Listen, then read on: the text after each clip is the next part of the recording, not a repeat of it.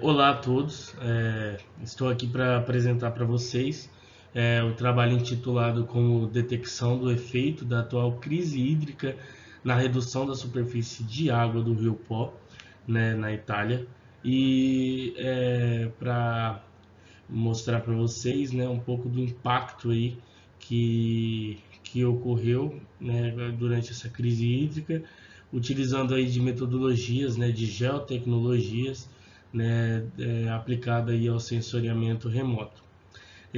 Os autores desse trabalho eu, Eduardo Soares Nascimento, a professora Maria de Lourdes Bueno Trindade Galo e a professora Sandra Medina Benin, né?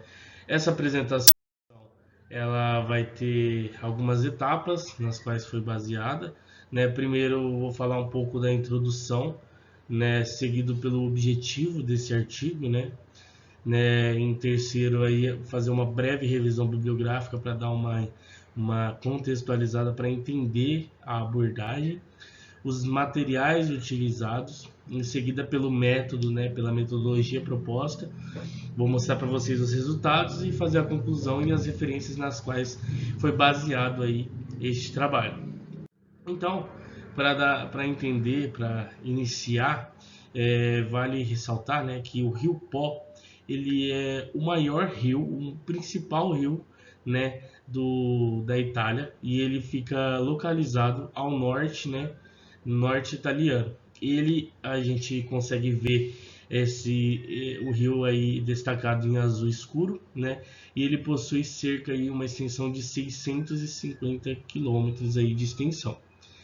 E dia 4 de julho de 2022, o governo italiano ele declarou estado de emergência aí nessas 5 regiões que está abaixo aí, que é Emília-Romagna, Friuli, Veneza, Giulia, Lombardia, Piemonte e Veneto. Essas regiões elas foram declaradas aí em estado de emergência devido a essa extensa crise hídrica que o território vem sofrendo. E se tratando também relacionada à crise hídrica vivenciada em território italiano, ela foi considerada, né, a partir de mensurações, que é o nível mais baixo aí nos últimos 70 anos. Então deve ser por isso, né, gerou, né, resultou aí no estado de emergência aí devido a gravíssima aí, né, crise hídrica aí no território italiano, né, por conta desse fator histórico aí de que há 70 anos aí não havia uma crise hídrica tão agressiva quanto essa, né? E em relação aos fatores que contribuem, né, para essa crise hídrica, né, o principal deles é a falta de chuva, né, que ele afetou, né, está afetando aí cerca de 30% da produção agrícola do país e também está atingindo fazendas de porco, né, de suíno, onde é produzido internacionalmente conhecido como presunto Parma, né. E também alguns fatores que contribuem para essa crise hídrica são as alterações meteorológicas, né?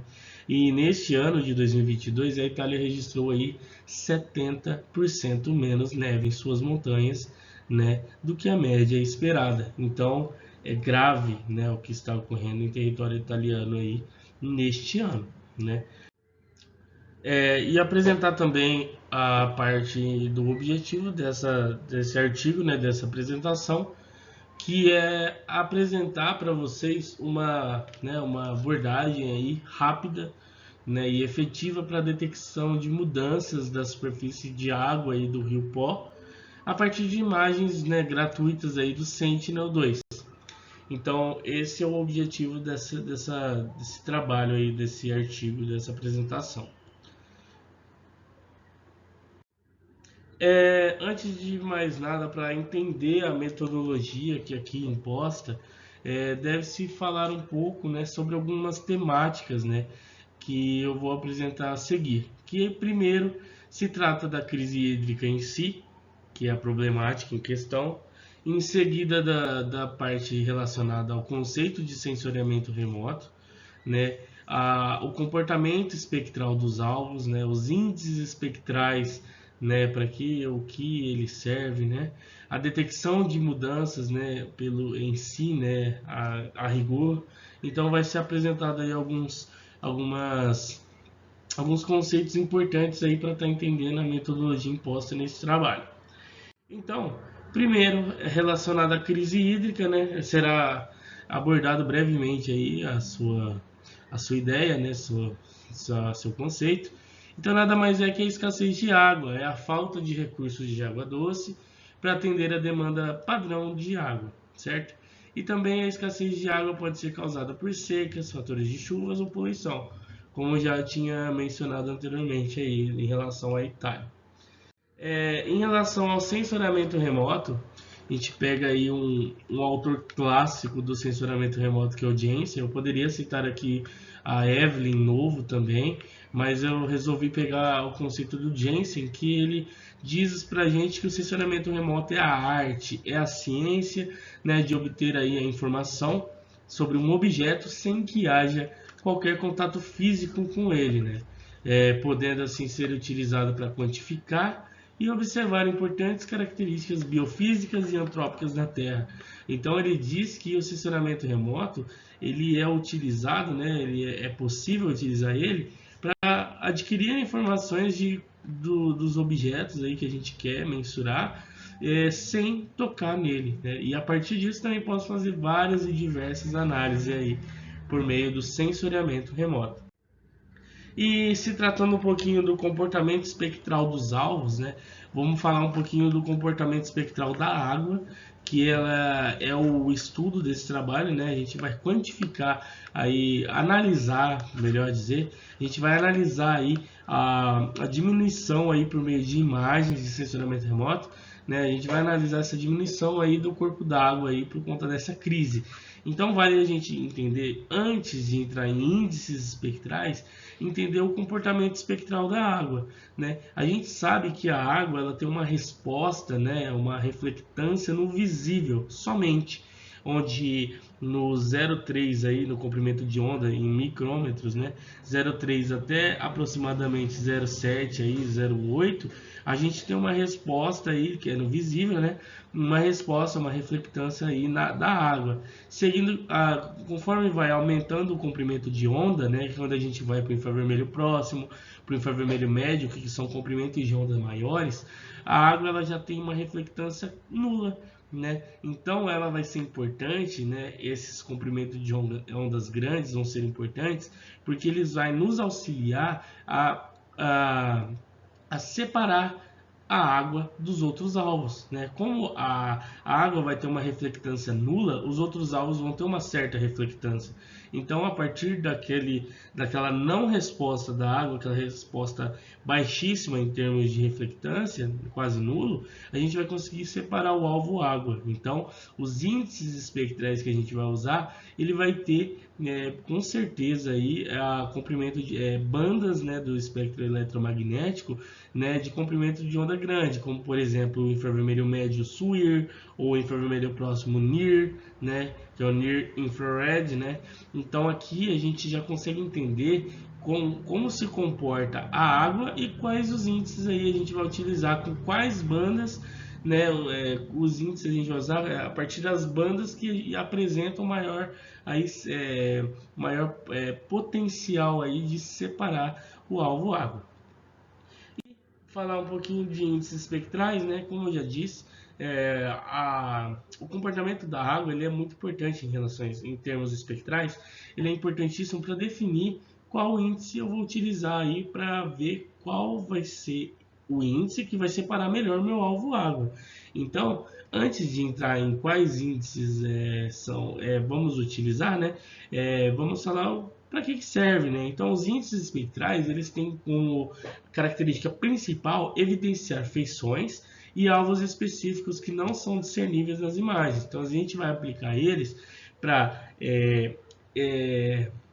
para aumentar, por exemplo, o contraste em determinados alvos que são importantes para a gente, né? E esses alvos, essas bandas que os índices são usados, eles são usados naquelas bandas que têm alta correlação com o nosso alvo, né? Então o primeiro é o NDWI proposto por Gall. Esse índice, né, ele é um índice de água, né, que ele é proposto por Gall em 1996 e ele utiliza do infravermelho próximo e do infravermelho do SWIR-1, né, que é o infravermelho médio, né, e dividido aí pela soma do infravermelho próximo e do SWIR. O SWIR, ele tem uma característica, né, de detectar alvos úmidos, né, áreas úmidas, enquanto o infravermelho próximo ele tem a característica de, pelo fato da água ser nula, né, separar aí alguns alvos aí e até aumentar a visibilidade de outros, né. Então esse quociente dessas bandas aí é importantíssimo aí para gerar esse índice. Seguido embaixo temos o índice NDWI também, só que esse é proposto por MC Fitters, né? É 1996 também, só que ao invés dele usar o NIR e o SWIR-1, ele usa a banda do verde e do NIR, né? Ele utiliza essa banda porque acontece que o SWIR ele pega a vegetação sadia, como a gente sabe, ela é uma vegetação que contém água em sua estrutura. E o SWIR ele detecta a umidade. Então, quando a gente trabalha com índices espectrais que tem o SWIR, ele vai pegar não só a umidade dos corpos d'água, como qualquer outro alvo que tenha umidade em suas características, né, suas características aí físicas e químicas. Então, se a gente for, né, tentar detectar um curso d'água sozinho, né, e a gente utilizar a banda do SWIR, vai acabar que vai pegar outros alvos também, que a gente vai mostrar a seguir. Mas essa é a ideia. A ideia do índice NDWI proposto por MC Fitters é ser um índice mais sensível, não pegando bandas úmidas, não pegando, não pegando alvos úmidos, né, para que assim possa pegar somente o curso d'água, né, não pegando qualquer coisa úmida que ele encontre na cena de interesse. E um outro também foi utilizado nesse trabalho é o NDBI proposto por Zha, Gall e Ni 2003. Ele é um índice de impermeável, é um índice impermeável, é um índice de edificação aí.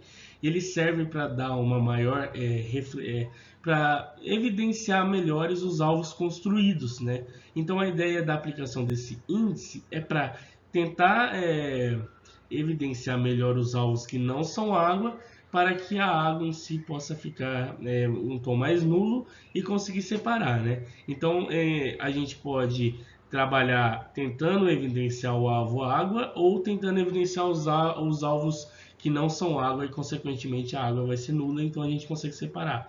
Então esses três índices aí são os que vai ser utilizado nesse trabalho, que vai usar que a gente vai comentar na metodologia a seguir. Passei um pouco mais de tempo explicando esse slide porque ele é importante para entender o processo, tá? Em relação à detecção de mudanças em si, né, essas mudanças que acontecem na cobertura da Terra, eles são fenômenos inerentes ao mundo dinâmico, né, e podem ocorrer em diferentes escalas e a diferentes taxas ao longo do tempo. Então, a dinâmica e dos tipos de mudança, ele depende de fatores naturais e ou antrópicos que podem afetar seriamente o meio ambiente e os processos ambientais. Então, essa é a parte de detecção de mudança. Os materiais utilizados nesse trabalho, primeiro, né, que a gente utilizou de imagens multispectrais aí do Sentinel-2, né, e fizemos o download dessas imagens a partir da plataforma Copérnicos, né, que a gente consegue essas imagens de forma gratuita, né, do site do ESA aí, do Sentinel. E esse sensor, o Sentinel, né, esse satélite, ele possui um sensor que é o sensor Multispectral Instrument, que a gente chama de MSI, que ele contém 13 bandas. Dentre essas 13 bandas, temos 3 no visível, uma no infravermelho próximo, 4 no Red Edge, 2 no SWIR e 3 usadas aí para correção atmosférica.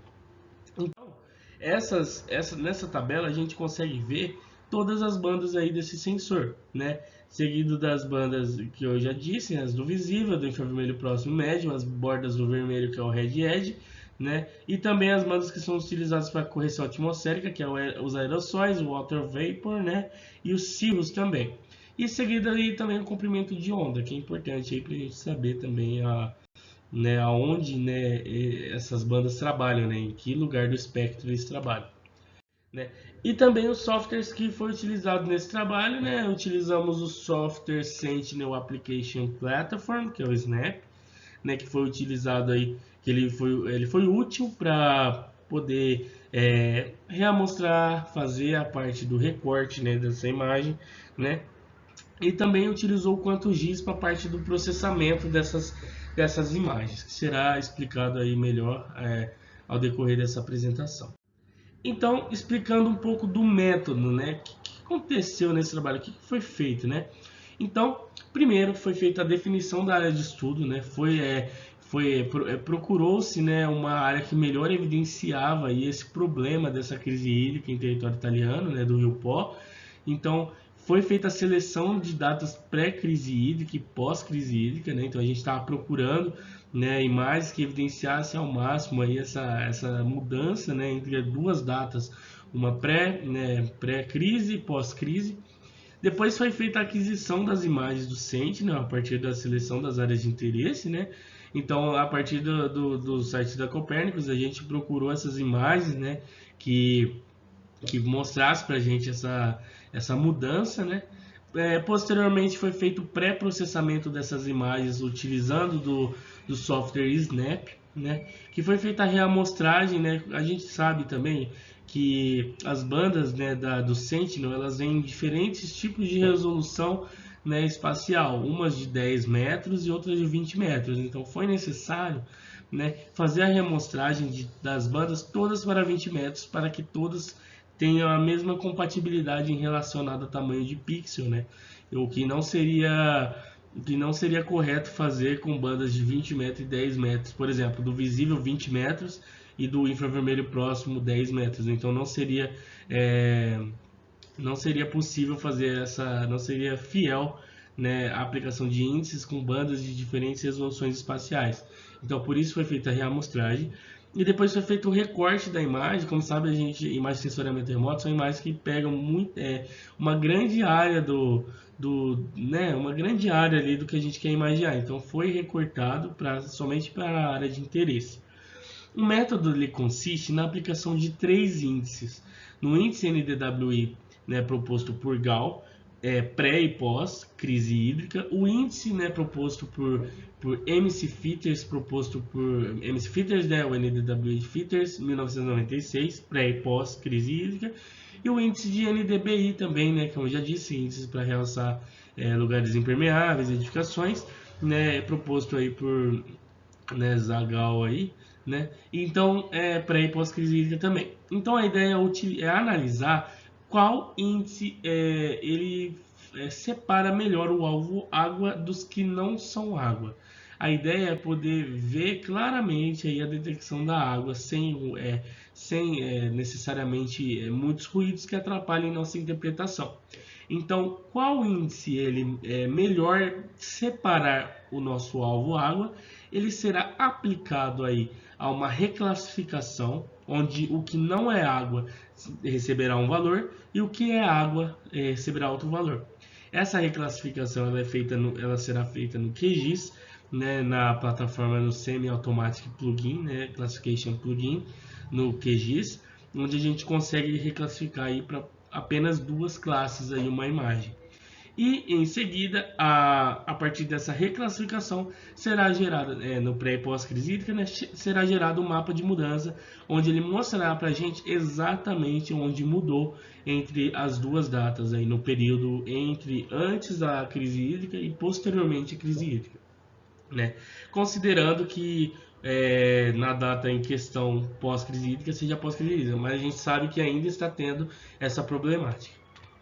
Então, essa foi a cena de interesse, né, que a gente coletou aí, que a gente utilizou como referência para poder fazer essas análises. Essa é um recorte do Google Earth Pro, né, onde esse recorte ele está inserido na cidade de Placência aí, né, muito perto da Lombardia, né, e esse em azul é o Rio Pó.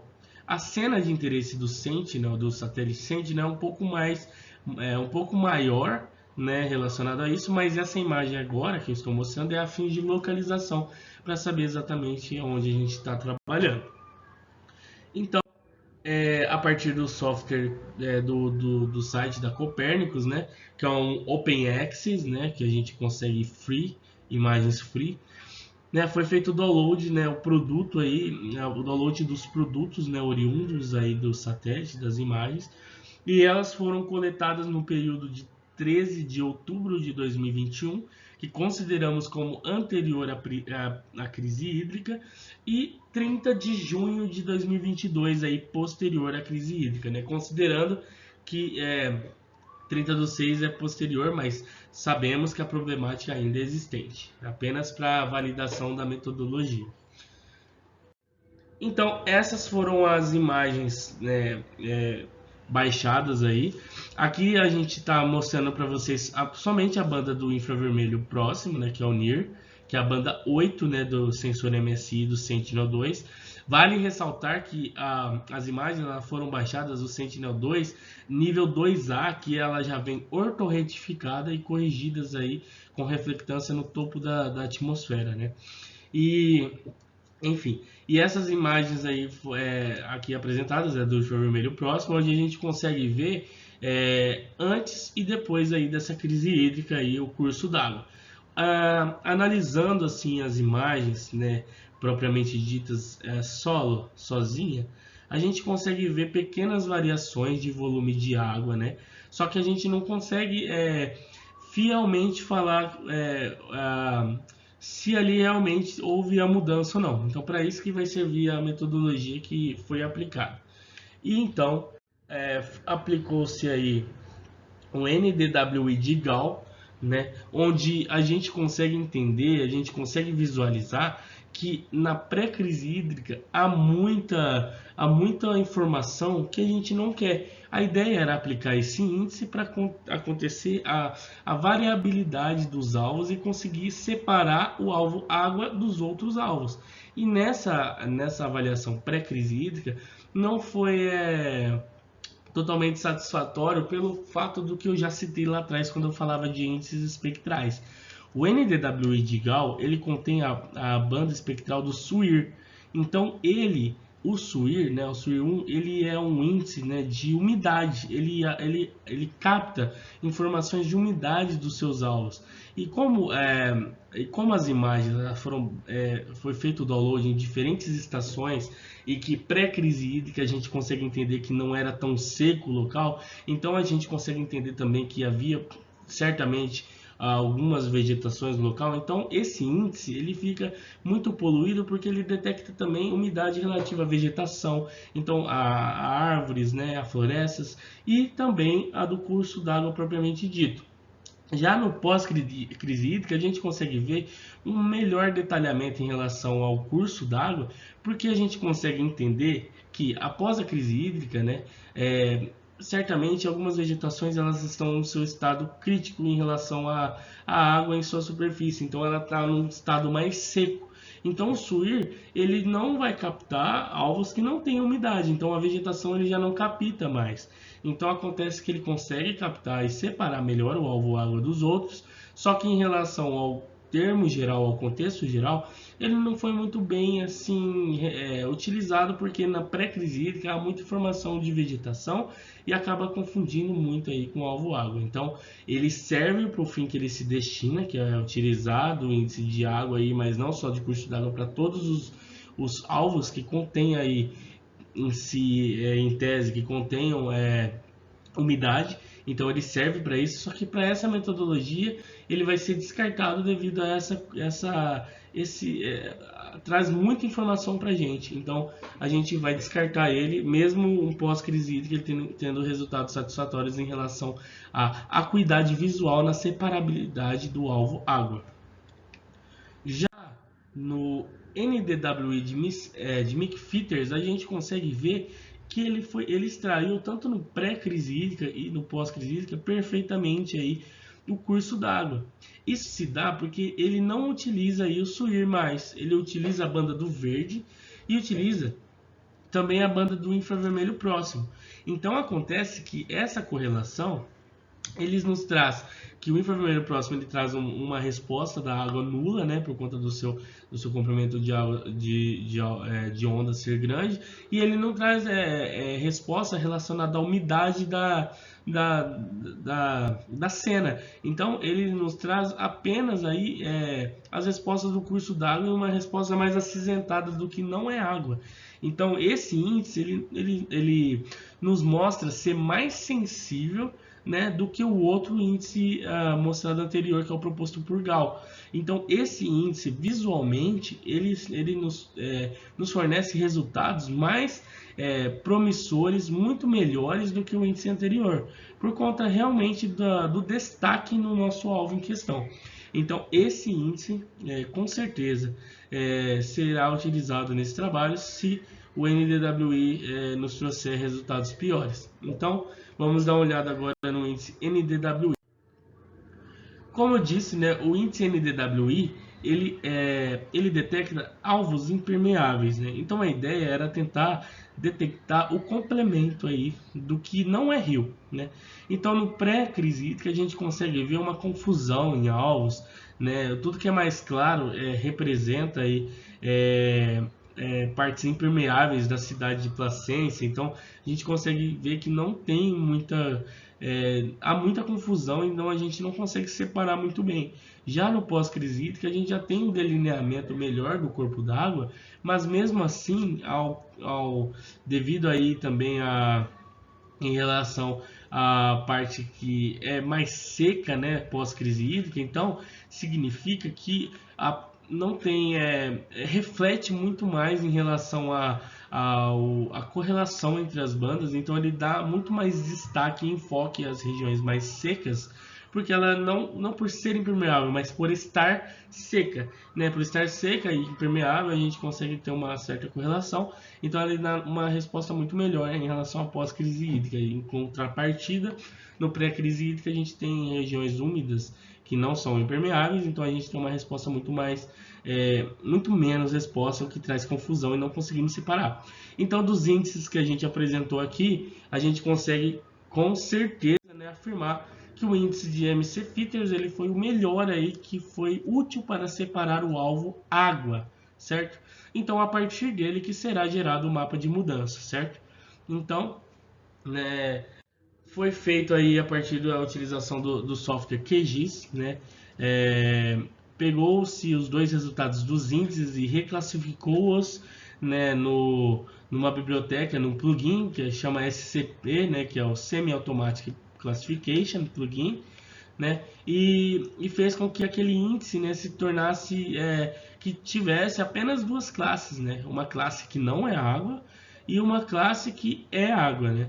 Então a partir de dois valores aí a gente consegue entender que meio que binarizou essa imagem, né? Foi feita uma binarização dessa imagem e a gente consegue separar muito melhor agora os resultados do que é água e do que não é água, né? É muito mais visível aí. Então com dois cliques ali apenas no QGIS a gente consegue já uma certa separação aí entre tudo que não é e tudo que é água. Então, a partir dessa reclassificação, né, ainda no software QGIS, a gente utilizando da calculadora raster, foi feita a subtração dessas imagens, né, foi feita após crise hídrica menos a pré-crise hídrica aí, das imagens reclassificadas para poder obter, né, quais aí foram as modificações sofridas nesse intervalo. Então a ideia aqui não é apresentar tudo que foi modificado em relação tudo que não é água, é só para apresentar a mudança, né, em relação ao corpo d'água. Então, aí nesse slide, conseguimos ver em preto, né, que em preto é tudo que mudou.